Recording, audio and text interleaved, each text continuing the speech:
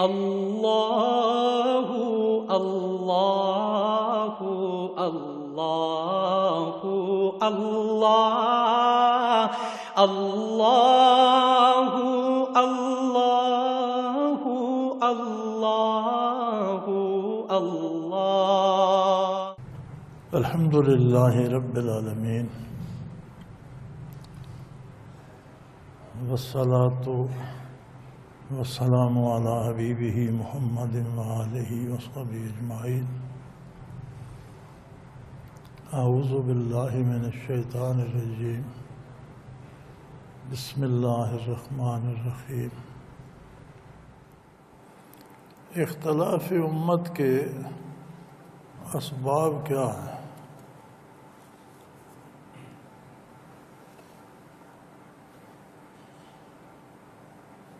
امت میں کوئی اختلاف نہیں ہے۔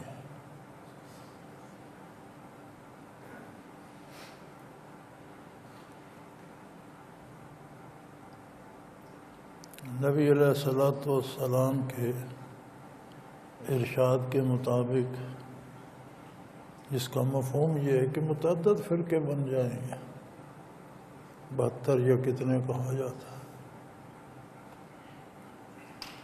لیکن آپ نے فرمایا راہ راست پر ایک ہی ہوگا، ما انا علیہ واصحابی، جس راستے پر میں ہوں اور میرے صحابہ ہیں، جو اس راستے پر ہوگا حق پر وہی ہوگا اور امت وہی ہوگا۔ امت میں اختلاف نہیں ہے۔ اب اختلاف کے 2 درجے ہیں۔ صحابہ میں بھی اختلاف تھا، لیکن اسے مشاجرات صحابہ کہا جاتا ہے۔ مشاجرہ شجر سے مشتق ہے، بہت سی شاخوں کا نکلنا۔ درخت سے جب بہت سی ٹہنیاں نکلتی ہیں، ایک دوسرے میں الجھ جاتی ہیں، تو اسے مشاجرہ کہا جاتا ہے۔ اس سے سایہ گھنا ہو جاتا۔ تو صحابہ میں جو اختلاف تھا اسے مشاجرات صحابہ کہا جاتا ہے، یعنی حضور صلی اللہ علیہ وسلم نے ایک حکم دیا ہے اور اسے کرنے کے 2 3 4 طریقے ہیں تکمیل کے۔ تو کسی نے ایک طریقہ اپنا لیا، کسی نے دوسرا، کسی نے تیسرا۔ تو یہ اختلاف نہیں ہے، یہ عمل کے مختلف پہلو ہیں۔ جیسے تکبیر میں کچھ لوگ ہاتھ اٹھاتے ہیں، کچھ ایک ہی بار تکبیر کہتے ہیں، کچھ اللہ اکبر پر تکبیر کہتے ہیں، تو یہ دونوں چیزیں حضور سے ثابت ہیں۔ تو اختلاف کیا ہے؟ اختلاف ترجیح کا ہے۔ ہم جو حنفی ہیں، ہم کہتے ہیں کہ حضور نے آخری عمر میں صرف تکبیر اولیٰ پہ ہاتھ اٹھائے تھے، لہذا یہ بہتر ہے ہر تکبیر پر ہاتھ اٹھانے سے۔ امام مالک رحمۃ اللہ علیہ کے پیروکار اور اہل حدیث حضرات فرماتے ہیں کہ جب حضور نے ہر تکبیر پر ہاتھ اٹھائے تو ہمیں اٹھانے چاہیے۔ تو نہ ہم انہیں غلط کہتے ہیں نہ وہ ہمیں غلط کہتے ہیں، وہ بھی ثابت ہے، یہ بھی ثابت۔ ایک حکم کے 2 3 پہلو ہیں، سب پہ عمل ہو جاتا ہے۔ تو یہ اختلاف ہے ترجیح کا، یہ امت میں ہوتا ہے۔ یعنی یہ آپ کا کام بھی درست ہے، لیکن جس طریقے سے میں کر رہا ہوں اس سے زیادہ ترجیح ہے، یہ بہتر ہے۔ تو یہ خلاف نہیں ہے، مخالفت نہیں ہے۔ اختلاف بنتا ہے جب بنیادی عقائد میں فرق ہے، نظریات میں فرق ہے، توحید باری میں فرق ہے، آخرت میں فرق ہے، عقیدہ حساب کتاب میں یا فرشتوں میں یا عقیدہ رسالت میں۔ بنیادی عقائد جو ہیں اللہ کی کتاب میں، ان چیزوں میں جب فرق آتا ہے تو وہ اختلاف بنتا ہے۔ اور اختلاف امت میں نہیں ہوتا، جو اختلاف کرتا ہے امت سے کٹ جاتا ہے۔ یہ اختلاف امت تو ہمارے ادیبوں نے ایک وضع کر لی نا اصطلاح، یہ تو ہماری یہاں دانشوریاں ہیں نا خواہ امت میں اختلاف نہیں ہے، امت ایک ہی ہے۔ یہ تو میدان حشر میں سامنے آ جائے گا، اور حضور نے یہاں بھی بتا دیا کہ بہت سے فرقے بنیں گے لیکن سب گمراہ ہوں، ایک ہی فرقہ راہ راست پر ہوگا۔ عرض کیا کہ یا رسول اللہ وہ کون؟ فرمایا ما انا علیہ واصحابی، جس راستے پر میں چل رہا ہوں، میرے صحابہ چل رہے ہیں۔ تو وہ جو صحابہ میں اختلاف تھا وہ تو اختلاف نہ رہا، وہ تو اس میں آ گیا ما انا علیہ واصحابی۔ آپ صلی اللہ علیہ وسلم کا ارشاد ہے اصحابی کا نجوم فَبِأَيِّهِمْ اقْتَدَيْتُمْ اهْتَدَيْتُمْ او کما قال رسول اللہ صلی اللہ علیہ وسلم کہ میرے صحابہ ستاروں کی مانند ہیں، جس طرح ستارے رہنمائی کرتے ہیں اور لوگ ستاروں سے رہنمائی لیتے ہیں، تم جس کا دامن تھام لوگے ہدایت پا جاؤ۔ تو وہ اختلاف جو ترجیح کا ہے، یعنی جو آپ کر رہے ہیں یہ بھی ٹھیک ہے لیکن جس انداز سے میں کر رہا ہوں یہ اس سے بہتر ہے، تو یہ تو اختلاف نہیں ہے، یہ تو ایک ہی کام کے ایک ہی حکم کے کئی پہلوؤں پہ عمل ہو جاتا ہے۔ اس پہ جو ہم لڑتے رہتے ہیں یہ فضول ہے۔ یہ جو بنا ہوا ہے دیوبندی بریلوی کا اختلاف یا اہل حدیث کا، یا یہ اختلاف نہیں ہے، یہ محض ترجیح کا اختلاف ہے۔ آگے جن لوگوں کا روزگار ممبر ہے اور مسجد ہے اور جنہوں نے پیسے کمانے ہیں وہ پھر کفر کے فتوے دے دے کے اور مقابلے کر کر کے اور چندے جمع کر کر کے اسے اختلاف بناتے رہتے ہیں۔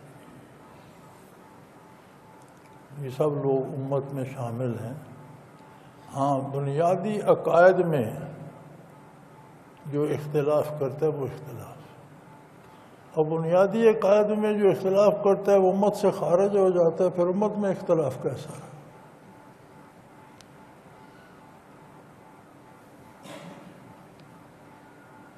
دوسرا سوال بھی اسی مفہوم کا ہے، فرق باطلہ کی پہچان کیا ہے؟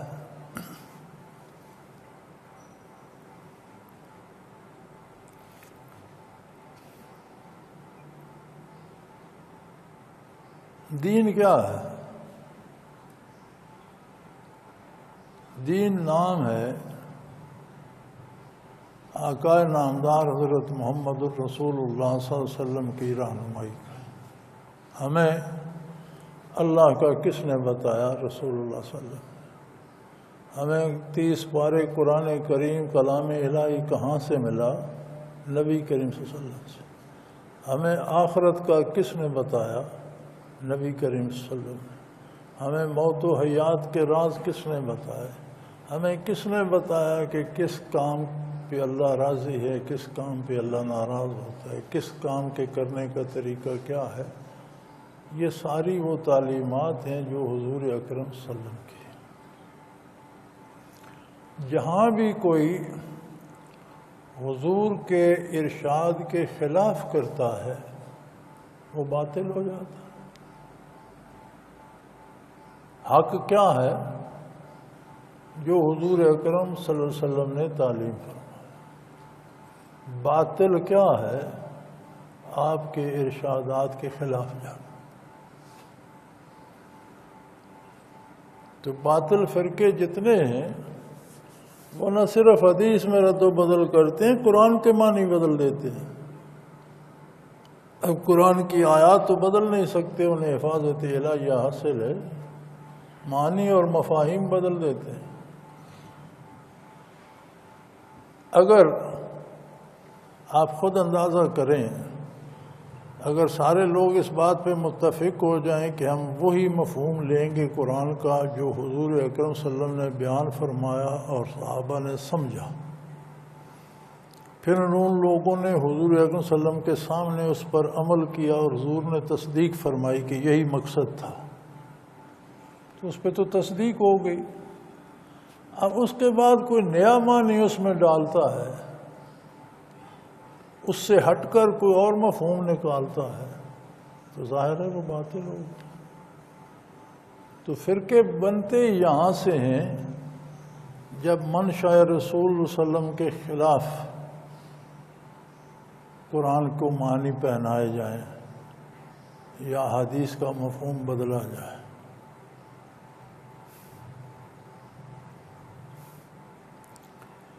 لیکن یہ بڑی عجیب بات ہے، ہم ہمیشہ دوسروں کی ٹو میں رہتے ہیں، ہم سے کسی دوسرے فرد کے بارے نہیں پوچھا جائے گا۔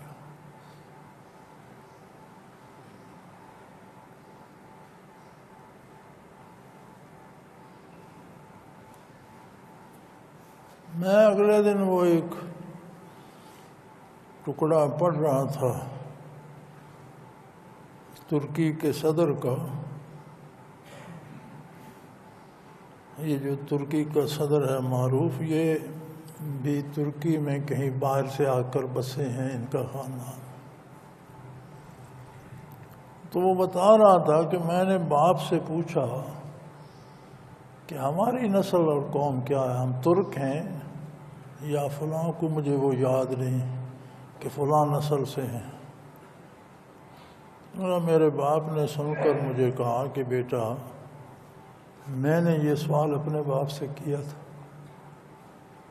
تو تمہارے دادا سے پوچھا تھا، انہوں نے نہایت اطمینان سے سن کر مجھے بتایا کہ جب آپ قبر میں جاؤ گے تو وہ پوچھیں گے من ربک کا، من نبیک کا، وما دینک۔ کوئی نہیں پوچھے گا وما قومک۔ تو جس بات کا جواب نہیں دینا، اس کی قریت کی کیا ضرورت ہے؟ ان باتوں کی تیاری کرو جن کا جواب دینا ہے۔ ہم جو بھی ہیں، جہاں بھی ہیں، الحمدللہ مسلمان ہیں، اور یہ ملک ہمارا ہے، اس میں ہم رہ رہے ہیں، بات ختم۔ تو بات یہ ہے کہ ہم سے بھی کوئی نہیں پوچھے گا کہ کون باطل پر تھا، یہ پوچھا جائے گا کہ تم کیا کرتے تھے۔ کہ دوسروں کی تلاش کرنے کی بجائے اپنے آپ کو تلاش کرو اور اپنے آپ کو حق پہ قائم رکھو۔ کون کہاں جاتا ہے، ہر ایک کو اللہ نے چھوٹ دی ہے، ہم کون ہوتے ہیں روکنے والے؟ کوئی کافر بھی ہو جائے، وہ اس کی روزی بند نہیں کرتا، صحت نہیں چھینتا، جو نعمتیں دے رہا ہے وہ نہیں چھینتا، حواس نہیں چھینتا، نگاہیں نہیں چھینتا، تو ہم کون ہوتے ہیں؟ لہذا دوسروں کی فکر کرنے کی بجائے اپنی فکر کی جائے کہ میں کون ہوں، میں کہاں ہوں۔ خود کو آپ صلی اللہ علیہ وسلم کے دامن سے وابستہ کر لو تو آپ کام ہو گیا، بات ختم۔ ایک آدمی کسی کام کے لیے جاتا ہے، اس کا مقصد پورا ہو جائے تو اسے کیا ضرورت ہے کہ کون کیا کر رہا ہے؟ تو خوشی خوشی لوٹ جائے گا کہ میرا کام ہو گیا۔ تو آپ اپنا مقصد پہ نگاہ رکھیں، فضول باتوں کو چھوڑ دیں۔ کوئی کیسا ہے یہ جانچنا ہمارا کام نہیں ہے۔ جس نے مخلوق پیدا کی ہے، انہیں موقع دیا ہے، ان کے پاس انبیاء اور کتابیں بھیجی ہیں، وہ خود پوچھ لے، وہ جانے، اس کی مخلوق جانے۔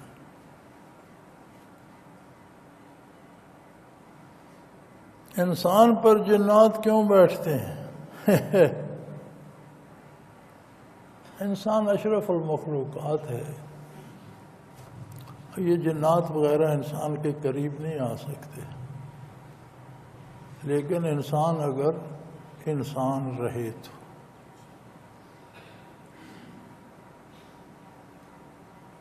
انسان رہنے کی شرائط سادہ سی ہیں، عقیدہ ٹھیک ہو، ایمان درست ہو، غذا حلال ہو، کردار صالح۔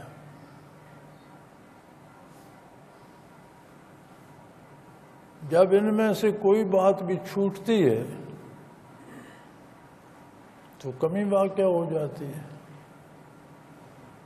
جہاں کمی ہوتی ہے وہاں کوئی نہ کوئی چیز تو آتی ہے، خلا تو نہیں رہتا۔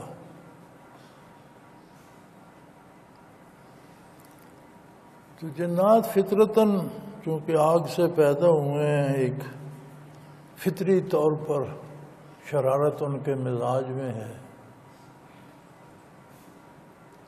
لیکن وہ ہر بندے کو نہیں پکڑ سکتے۔ ان کا اپنا بھی ایک نظام ہے، اور ان کا نظام بڑا خوبصورت ہے۔ یہ جو آپ کی ہے نا، یہ بی ڈی جسے کہتے ہیں،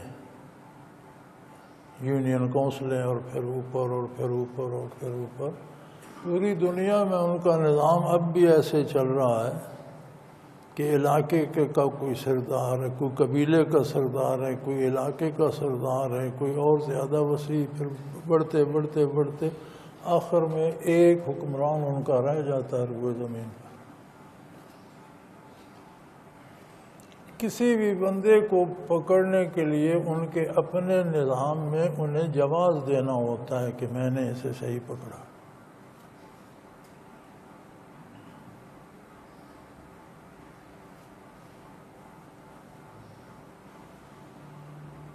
اسی لیے جسے پکڑ لیتے ہیں اسے پھر وہ چھوڑنے میں بڑا وہ کرتے ہیں کہ چھوڑ بیٹھا تو پھر کس کو پکڑوں گا، پکڑنے کے لیے پھر جواز کہاں سے لوں گا، پھر آسانی سے نہیں چھوڑتے۔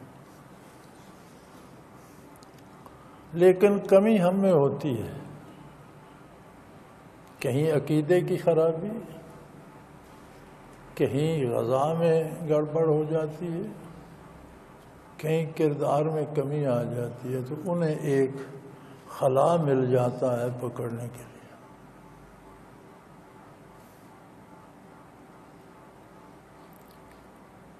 جنوں کی غذا بھی الگ ہے، چونکہ وہ ایک انرجی ہے، مادی وجود نہیں ہے ان کا، ایک بجلی کی طرح کا ایک انرجی ہے، تو ان کی غذا بھی انرجی ہے۔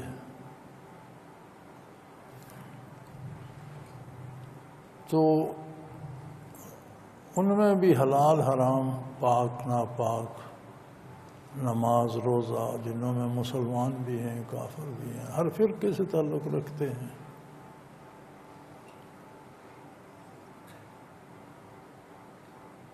تو ان کی غذا بھی انرجی ہے۔ نبی کریم صلی اللہ علیہ وسلم نے فرمایا کہ ہڈی سے استنجا نہ کیا جائے، گوبر سے نہ کیا جائے۔ جانور جب چرتے ہیں تو غلہ بھی کھا جاتے ہیں تو گوبر میں دانے ہوتے ہیں، جنات ان سے انرجی سک کرتے ہیں۔ ہم جو حلال گوشت کھا کر ہڈی پھینکتے ہیں، جنات اس میں سے انرجی سک کرتے ہیں۔ یہ ان کی جائز غذا ہے۔ لیکن جیسے ہم میں وہ ہم سے کروڑوں گنا آگے ہیں، وہ اس پہ کب اکتفا کرتے ہیں، تو اب لوگوں کے ساتھ کھانے میں شامل ہو جاتے ہیں۔ یہاں لوگ کہتے ہیں جی انگلینڈ میں اور یورپ میں، امریکہ میں کسی کو جن نہیں پکڑتا۔ میں نے وہاں دیکھا ہے کہ سارا دن کھاتے رہتے ہیں اور بھوکے رہتے ہیں، سارا دن کھاتے ہیں اور بھوکے کے بھوکے رہتے ہیں۔ کیوں؟ وہ شیطان ساتھ شامل ہو جاتے ہیں، انرجی وہ لے جاتے ہیں، پھوک بندہ کھاتا رہتا ہے، اس سے بھوک نہیں مٹتی۔ یہاں ہمارے ہاں بھی یہ حال ہے کہ لوگ مسلمان ہونے کے باوجود 10 روٹیاں کھا کر پیٹ نہیں بھرتا ان کا، کیوں؟ وہ انسان نہیں ہے، وہ کہاں جاتی ہیں روٹیاں؟ اب ان میں سے انرجی، طاقت ان میں جو ہے وہ نکال لیں تو پیچھے اس سے پیٹ کہاں بھرے گا؟ بھوسا آپ کھاتے رہیں اور پیشاب کرتے رہیں۔ یہاں آپ کو ایک پھلکا ملتا ہے، پیٹ بھر جاتا ہے۔ کیوں؟ الحمدللہ یہاں اس دارالعرفان میں جنات نہیں آ سکتے۔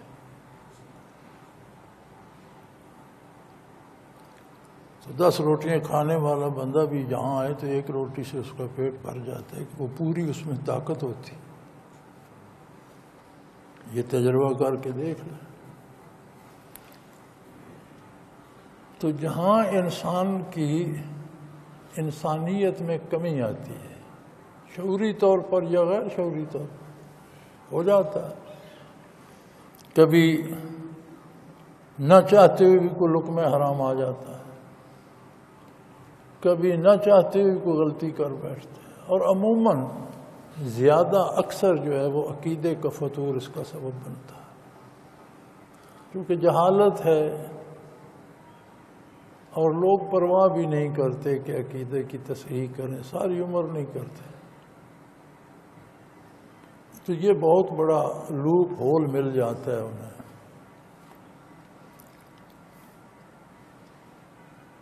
تو اگر ان چیزوں کی احتیاط کی جائے تو جن انسان کو نہیں پکڑ سکتے.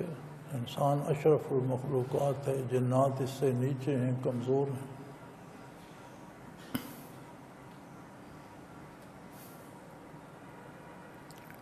تو اس قسم کے جو تجربات میں بتانے لگوں تو شاید دن گزر جائے.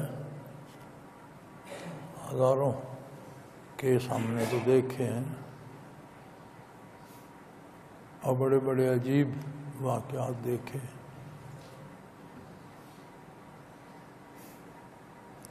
لیکن نتیجہ یہ ہے، آخری بات یہ ہے کہ بندہ عقیدہ درست رکھے، حلال کھائے، کردار میں کوشش کرے تو حفاظت الہیہ نصیب ہوتی ہے، اسے جنات نہیں چھیڑ سکتے.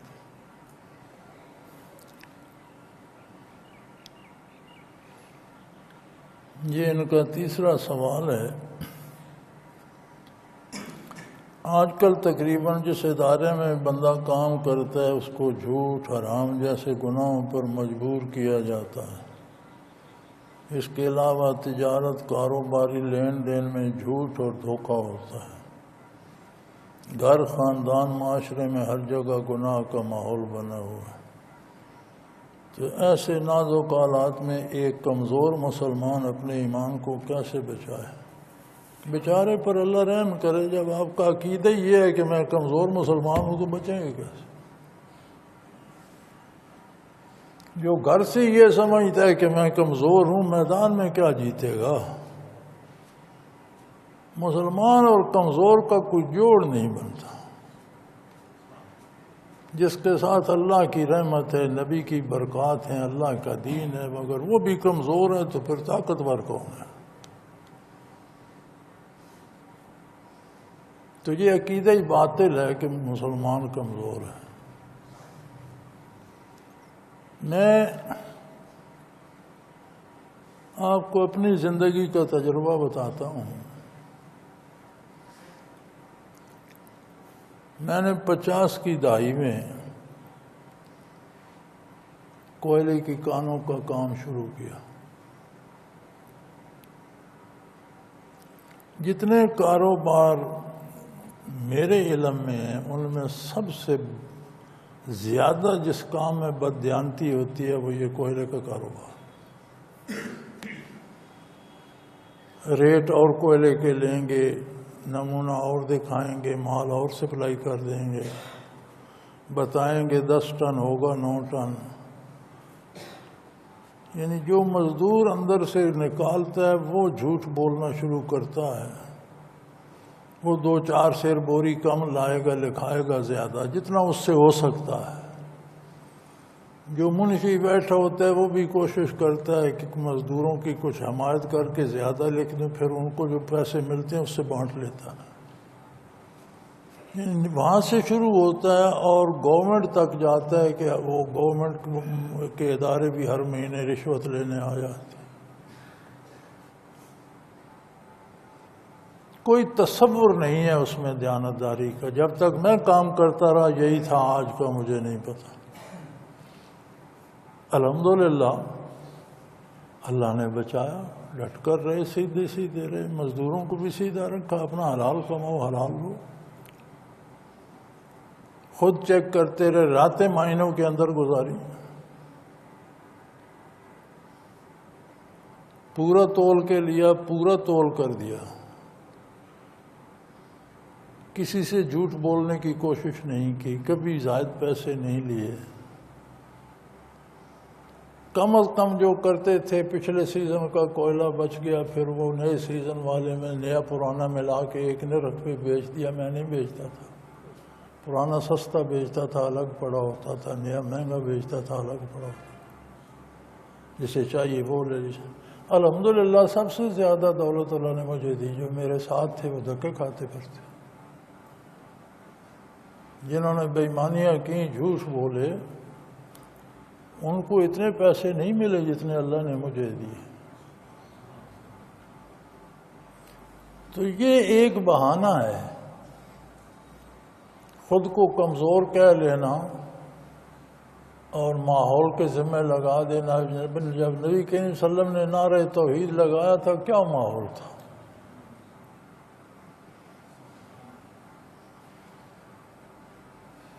دنیا کا ماحول کیا تھا؟ جزیرہ نما عرب کا ماحول کیا تھا؟ خود شہر مکہ مکرمہ کا ماحول کیا تھا؟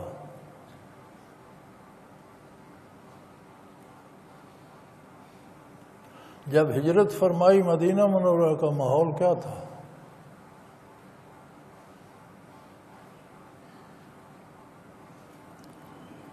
ماحول میں ڈھلنا نہیں ہوتا، ماحول کو بدلنا ہوتا۔ اور میں نے یہ دیکھا ہے، عجیب بات ہے، ہمارے یہ کول مائننگ والے محکمے والے ہر مہینے رشوت لیتے تھے۔ پھر ایک دفعہ ایسا ہوا کہ گورنمنٹ نے کہا کہ زیر زمین پیمائش کی جائے کہ انہوں نے کولا نکالا کتنا ہے اور گورنمنٹ کو ٹیکس کتنے دیے۔ تو وہ اندر جا کر مشینوں سے دیکھ لیتے ہیں، پیمائش ہو جاتی ہے کہ اتنے فٹ اتنی موٹائی تھی کولے کی، اتنی لمبائی چوڑائی میں نکالا تو اتنے ٹن ہوگا۔ تو میں شاید کہیں جا رہا تھا تو وہ ٹیم بھوچال کلان اڈے پہ ایک ڈیرے پہ بیٹھی تھی، تو میں ان سے ملا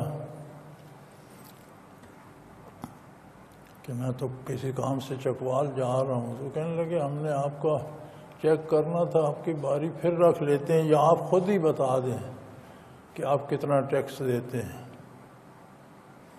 میں نے کہا بھائی بڑی سیدھی سی بات ہے، میرا جتنا ٹیکس گورنمنٹ کا بنتا ہے اس میں سے جتنی رشوت آپ کا محکمہ لیتا ہے وہ محکمے کو دے کر باقی گورنمنٹ کو دے دیتا۔ تو آپ بے شک جا کر مانگنے میں دیکھ لیں، حساب کر لیں، اور جو پیسے میں نے جمع کرائے ہیں ان کا حساب بھی کر لیں، جو میں نے آپ کے افسروں کو دیے ہیں وہ بھی موجود ہیں ریکارڈ پر۔ تو انہوں نے سارا علاقہ چیک کیا، میرا معائنہ کسی نے نہیں کیا۔ میں نے کہا بھائی میں گھر سے تو دینے لگوں تو میرے پلے کیا بچے گا؟ آپ گورنمنٹ کے ملازم ہو، کھاتے ہو تو گورنمنٹ کا کھاؤ، یا گورنمنٹ آپ کو روکے یا پھر گورنمنٹ کا کھاؤ۔ تو جو گورنمنٹ کا ٹیکس دینا ہوتا ہے اس میں سے میں آپ کو رشوت دے دیتا ہوں، پلے سے نہیں دیتا، تو آپ حساب کر لیں۔ تو میرا انہوں نے معائنہ ہی نہیں کیا۔ ماحول کچھ نہیں کہتا۔ بندہ جب بنیادی طور پہ یہ کہ ایک کمزور مسلمان بیچارہ مسکین، اللہ رحم کرے، کمزور کا اور مسلمان کا کیا جوڑ ہے؟ مسلمان انبریکیبل شے ہے ایک، یہ ٹوٹتا پھوٹتا نہیں، یہ مایا نہیں ہے کہ جس برتن میں ڈالو اس میں ڈھل گیا تو وہ مسلمان نہیں ہے۔ اب جس کے ساتھ اللہ ہے، اللہ کے نبی کی برکات ہیں، جس کے ہاتھ میں قرآن ہے، وہ کمزور ہے اور کفر تکڑا ہے یار۔ ایک جگنو چھوٹا سا کیڑا ہوتا ہے، اسے اللہ روشنی دیتا ہے، تاریک اندھیری راتوں میں وہ خود کو کمزور نہیں سمجھتا، وہ اپنی بتی نہیں بجھاتا کہ او اتنی تاریکی ہے، اس سے وہ کہتا ہے جو ہے میرے پاس ہے نا۔ انسان یہ کیوں، مسلمان یہ کیوں سوچ لیتا؟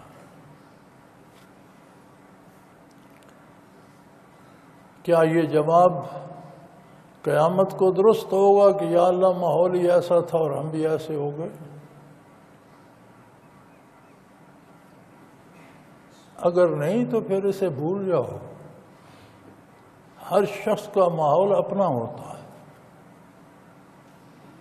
ایک ہی گھر میں 10 بندے ہوں تو وہ 10 قسم کے ماحول میں رہتے ہیں. ہر فرد کا اپنا ماحول کہتے ہیں ارد گرد جس چیز نے آپ کو گھیرا ہوا ہے، وہ ہر فرد کی ذاتی ہوتی ہے، نیک ہے یا بد ہے، اچھا سوچتا ہے یا برا سوچتا ہے، اس کا عقیدہ درست ہے یا نہیں، یہ ہر شخص کا ماحول اپنا ہے. تو دوسروں کے ماحول کو اپنانے کی کیا ضرورت ہے؟ آپ اپنا ماحول ٹھیک رکھیں. ماں کا مطلب ہوتا ہے جو کچھ، حول کا مطلب ہوتا ہے ارد گرد. ماحول کا مطلب ہوتا ہے آپ کے ارد گرد کیا ہے، آپ کا عقیدہ اور نظریہ کیا ہے، آپ کے ذرائع آمدن کیا ہیں، حلال حرام ہے یا سچ جھوٹ ہے، آپ کا کردار کیسا ہے، اس سے آپ کا ماحول بنتا ہے. دوسروں کے کردار سے آپ کا ماحول نہیں بنتا، وہ ان کا بنتا ہے. ہر شخص کا اپنا ماحول ہوتا ہے. تو یہ تو فضول بہانے ہیں جی، ماحول ایسا تھا، فلاں تھا، فلاں تھا. کچھ بھی نہیں ہے، کوئی ماحول نہیں. جس ماحول میں الحمدللہ ہم زندہ ہیں آج، یہ ماحول سارا پاکیزہ ہے کیا؟ ہمارا تو کچھ نہیں بگاڑ رہا. اللہ کا شکر ہے کوئی نقصان پہنچتا ہے تو ہماری وجہ سے ماحول کو پہنچتا ہے، ماحول کی وجہ سے ہمیں تو نہیں پہنچتا. ٹوٹ پھوٹ اس میں ہوتی ہے، الحمدللہ ہم تو اپنی جگہ قائم ہیں. تو مسلمان ہونا بجائے خود ایک بڑا اعزاز ہے، بہت بڑا اعزاز. کسی بندے کا براہ راست اللہ سے تعلق ہونا، دن میں 5 بار اللہ سے ملاقات کرنا، اللہ سے حالات دل کے، اپنے احوال دل، دکھ سکھ کہنا، اللہ کے احکام اللہ کے حبیب سے لینا، اللہ کے نبی کے دامن سے وابستہ رہنا. اسے کون سا ماحول ہے جو اسے بگاڑے گا؟ ہم نام کے مسلمان رہ جاتے ہیں، دامان رسالت ہاتھ سے پھسل جاتا ہے، اللہ کی بارگاہ کی حضوری چھوٹ جاتی ہے، چمٹے ہوئے ہیں ہم مسلمان ہیں. تو جو مسلمان ہے نہیں اور سمجھتا ہے میں مسلمان ہوں تو پھر وہ کمزوری ہوگا.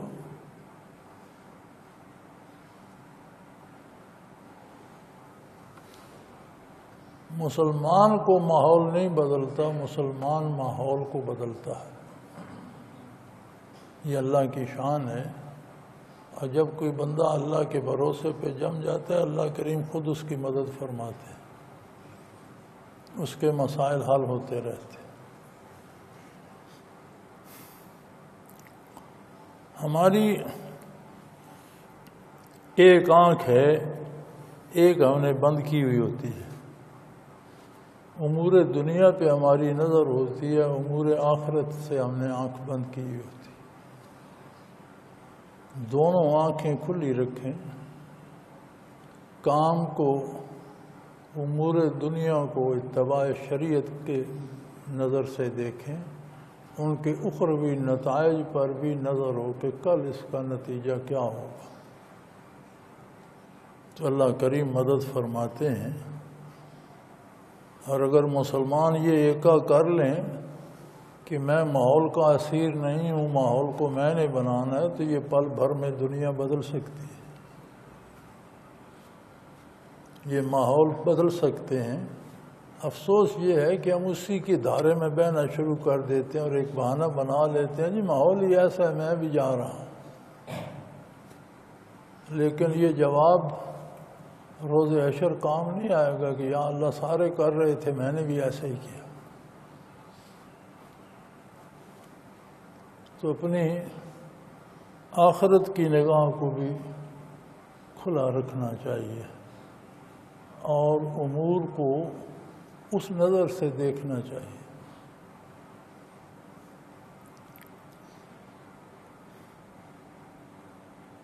نبی کریم صلی اللہ علیہ وسلم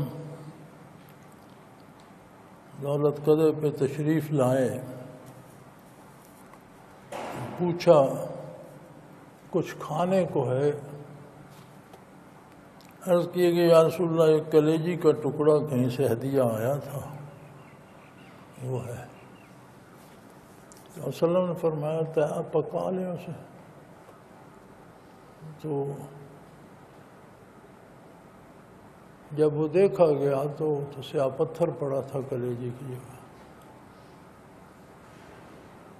حضرت عائشہ رضی اللہ تعالیٰ نے اس کی یا رسول اللہ یہ تو پتھر ہو گیا. آپ صلی اللہ علیہ وسلم نے فرمایا کوئی سائل تو نہیں آیا تھا؟ عرض کی یا رسول اللہ ایک بندہ آیا تھا اور ہم نے کہا کہ گھر میں تو صرف اللہ کا نام ہے. فرمایا اسے دے دیتی تو کلیجہ ہی رہتا.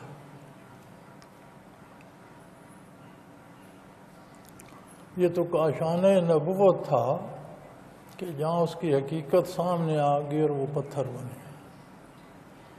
نبی کریم صلی اللہ علیہ وسلم نے دعا فرمائی اللہم ارنا حقیقت الاشیاء کما قال رسول اللہ. یا اللہ ہمیں چیزوں کی حقیقت دکھا دیا کر. چونکہ دیکھنے میں وہ کلیجی کا ٹکڑا تھا، حقیقت میں پتھر ہو چکا تھا. تو ہم کتنے ایسے پتھر روز کھاتے ہیں. ہم اپنے حال پہ غور کریں. ہم نے کبھی تکلف کیا ہے یہ چیز کیسی ہے، کہاں سے آئی، کیا ہوا؟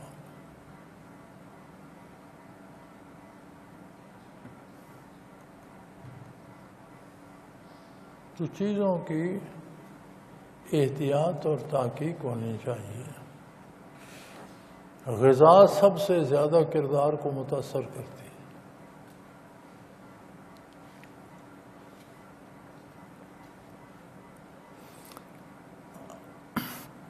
اللہ پاک نے اپنے رسولوں کو مخاطب کرتے ہوئے فرمایا یا ایھا الرسل کلوا من الطیبات واعملوا صالحا. اے رسولوں کی پاکیزہ جماعت، رزق حلال کھاؤ، اعمال صالح کرو. یعنی اعمال کی بنیاد رزق حلال ہے. اگر انبیاء اور رسل کے لیے یہ قانون ہے تو پھر میں اور آپ کس شمار میں؟ تو غذا حلال نہ ہو کردار صالح نہیں ہو سکتا. آج کل کا مطمع نظر یہ ہے کہ پیسہ چاہیے، کہیں سے مل جائے.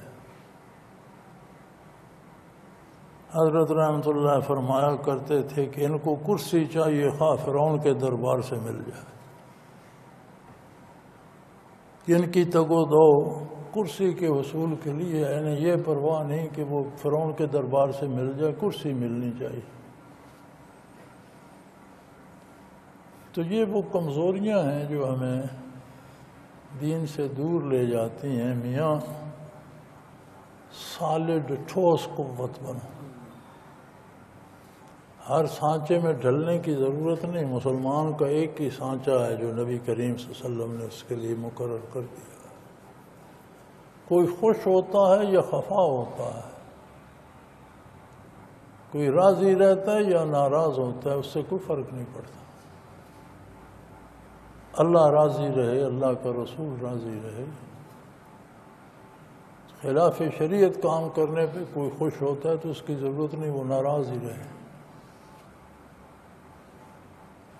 تو چیزوں کو دونوں آنکھوں سے دیکھا جائے تو اللہ کریم آسانی فرما دیتے ہیں. وآخر دعوانا ان الحمدللہ رب العالمین.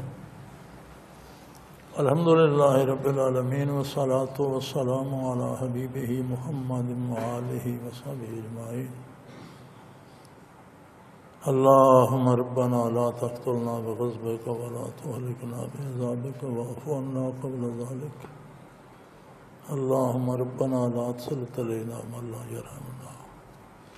انت ولینا فی سفرنا وحضرنا فی مالنا وآلنا. انت ولینا فی الدنیا والآخرہ. توفنا مسلمین والحقنا بالصالحین. اللہم انصر الاسلام والمسلمین فإنک علی کل شیء قدیر. وصلی اللہ تعالی علی حبیبہ محمد برحمتک اللہ اللہ اللہ اللہ اللہ اللہ اللہ اللہ۔ حضرت امیر محمد اکرم آوان مد ذلہ العالی دارالعرفان منارہ ضلع چکوال میں سالہ سال سے قرآن و حدیث کے اوپر خطابات کر رہے ہیں اور سلسلہ نقشبندیہ اویسیہ کے مطابق لوگوں کو ذکر الہی کی تربیت دے رہے ہیں۔ وہ قرآن پاک کی تفسیر ترتیب وار بیان کر رہے ہیں۔ تفسیر قرآن کو وہ موجودہ ملکی اور بین الاقوامی حالات کے مطابق بیان کرتے ہیں۔ موٹر وے سے کلر کہار کے انٹرچینج سے نکلتے ہوئے کلر کہار کی جھیل سے ہوتے ہوئے میانی، بوچھال اور نور پور سے گزرتے ہوئے دارالعرفان منارہ پہنچ سکتے ہیں۔ حضرت امیر محمد اکرم آوان نے بچیوں اور بچوں کی دینی اور دنیاوی تعلیم کے لیے سقارہ اکیڈمی کے نام سے ایک درسگاہ بھی قائم کی ہے، جس کا افتتاح ملک پاکستان کے صدر جنرل محمد ضیاء الحق نے اپنے دست مبارک سے کیا تھا۔ وہ تمام احباب جو اسلام کی طلب رکھتے ہیں ان سے گزارش ہے کہ دارالعرفان منارہ ضلع چکوال میں امیر محمد اکرم آوان صاحب کے خطابات سے مستفید ہوں۔ وہ ہر جمعے کو نماز سے پہلے بیان فرماتے ہیں۔ ہر ماہ کی پہلی اتوار کو ماہانہ اجتماع ہوتا ہے جس میں آپ خصوصی خطاب فرماتے ہیں اور پاکستان کے چاروں صوبوں سے احباب اس اجتماع میں شرکت کرتے ہیں۔ اس کے علاوہ یہاں سال میں 2 مرکزی اجتماعات بھی ہوتے ہیں، ایک رمضان المبارک میں اعتکاف کا اجتماع اور دوسرا جولائی اور اگست میں 40 دن کا اجتماع ہوتا ہے جس میں روحانی تربیت کی جاتی ہے۔ اپنا خون سیماب دے کر اتنا ہم کر جائیں گے، نام آقا کا چمن میں پھر رقم کر جائیں گے۔